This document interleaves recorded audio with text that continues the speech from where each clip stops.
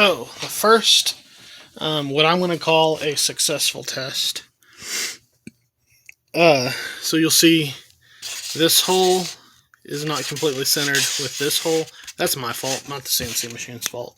I got the vacuum out to suck up the foam that it was spraying out, and I don't have this attached very well. It's just kind of sitting here with these clamps, and I got it stuck to the vacuum at one point and slid it over a little bit, so that's my fault. It actually did a pretty good job, especially right here. I'll show you what that is here in just a second. Alright, so this is one piece of, I think it's 6 or 7 pieces total, and this is just foam for test purposes.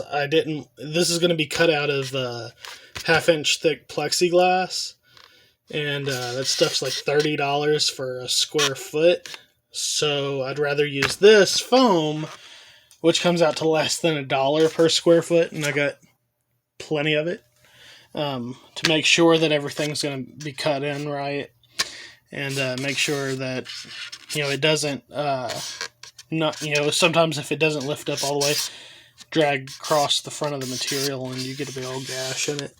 But this actually did really well. I did notice, so I had to come in and clean out some of the extra material, because when I entered in the size of the bit, I did not measure the bit myself. I just went by the manufacturer's thickness on the bit, and I can tell you that is it's actually a little bit smaller than what the manufacturers say, so I'll have to get the calipers out, measure it, and correct that. So that's a pretty easy fix, and I should have showed you before I cleaned it up, but you can see earlier in the video how it had like the spirals. It shouldn't have the spirals. It should have cleared it out like this, and it was like paper thin spirals. So all I did was just get scalpel and just barely shave it off. I didn't actually have to dig it out, just kind of scrape on it and it came right off. So it's only off by a pretty small amount. But yeah, overall, this worked out pretty well. Also, I will say the foam is thicker than what the plexiglass is. In the plexiglass, it will cut all the way through. The center hole here will go all the way through, and this lower part here will go all the way through. And what it is, so here's an extra motor for the spindle. It's an extra spindle. And if you look, see if I can do this while holding it. Okay, so if we look at it like that, you can see these screw hole here, screw hole there, and then you got these vents here. And this will go plop right into there. And I do actually notice an issue with my design. This collet is a little thicker than what this hole is here in the center. So that's exactly why I made it out of foam, because I did it based off the size of the motor, and didn't take into consideration that this right here, if we can focus, yeah, right, this edge right here is supposed to butt up right against this, which it should, but to get it in there, it's got to pass this, so I actually need to measure this and widen this hole up to where I can slide that in. But those holes right here, those are going to be for screw holes that will screw in to these two here, and you see I notched out this area here, that way these vent holes can still get some air. So you see there, it does look like I probably need to make this a little bit bigger. That's going to be a pretty tight fit, I think.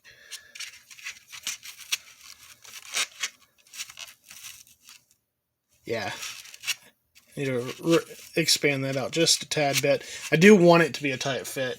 And what it's going to do is it will attach to here, and it will stick out this way.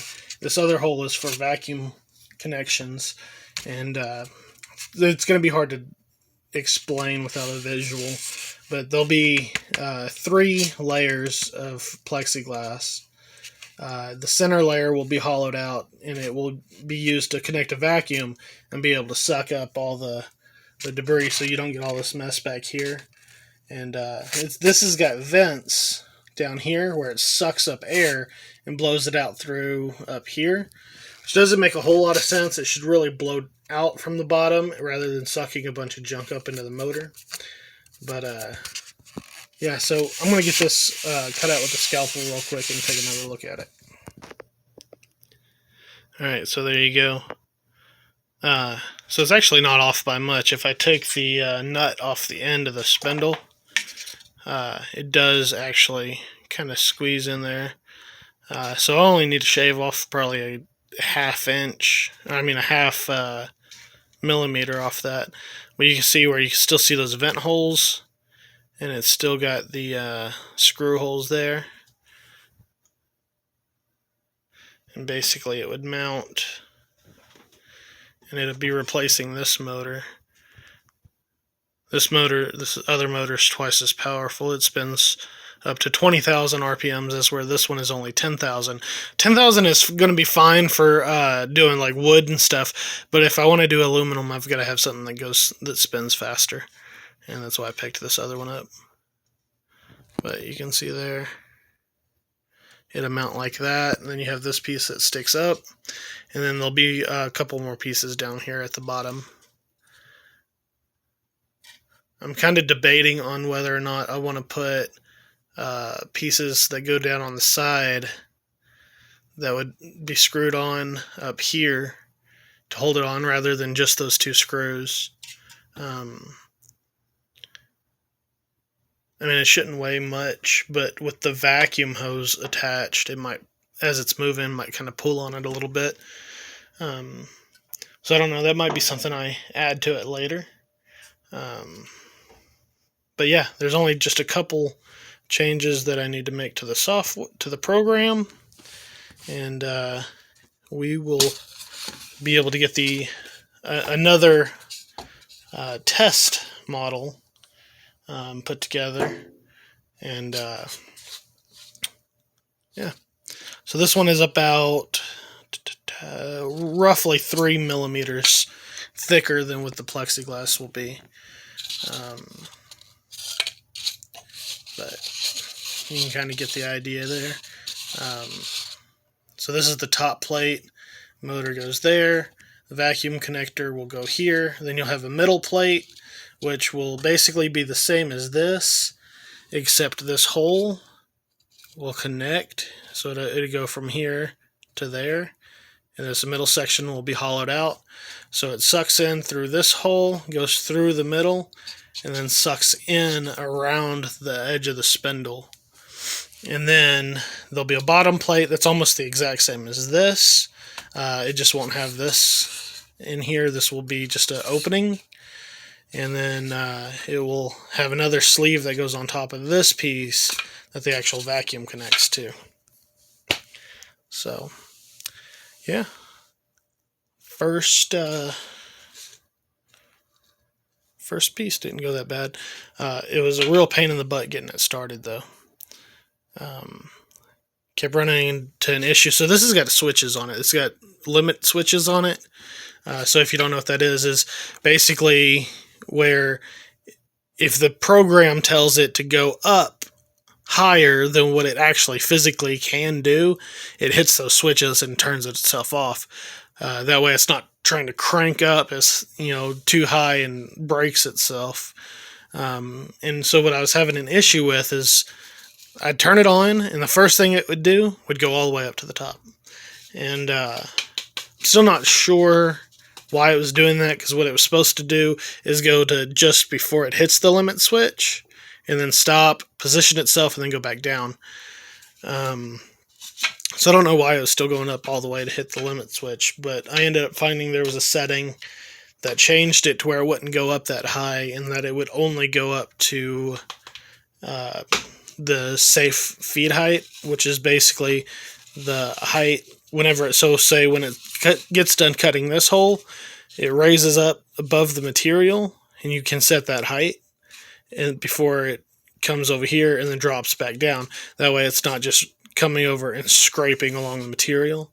It actually lifts up. I think I've got it set for 5 millimeters off the top before it drops it back down. And I actually found a setting to where you could change it to where it wasn't going to what's called the home height, to where it was just coming up to that other height. So it took me 4 or 5 attempts to get that done, and it took me a while to figure out why I was doing that. But yeah, so there you go. You can see there's the test design that comes pre-programmed on it. Did a pretty good job on that too. There's actually more detail in this in the program.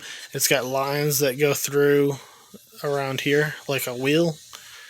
It's just small lines that go in between these.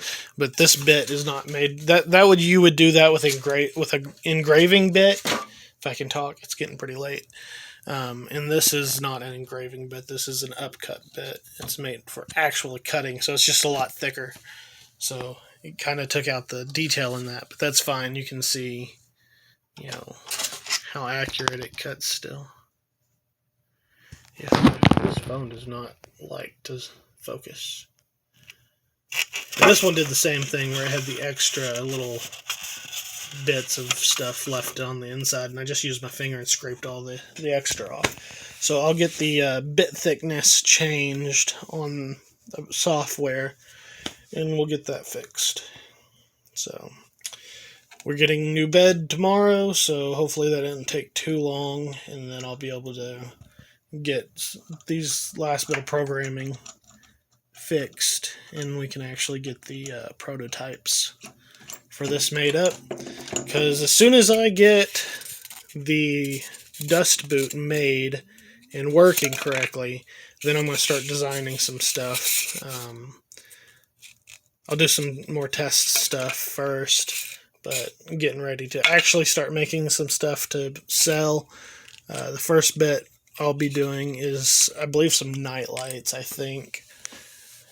They seem pretty simple, and they would be pretty cheap to make, so I'll probably start on those. I've also got over here, not this ugly piece in the front, but the oak pieces back there. That's all already ripped down for making the nightstands. I've got enough wood there to make 2 of the nightstands.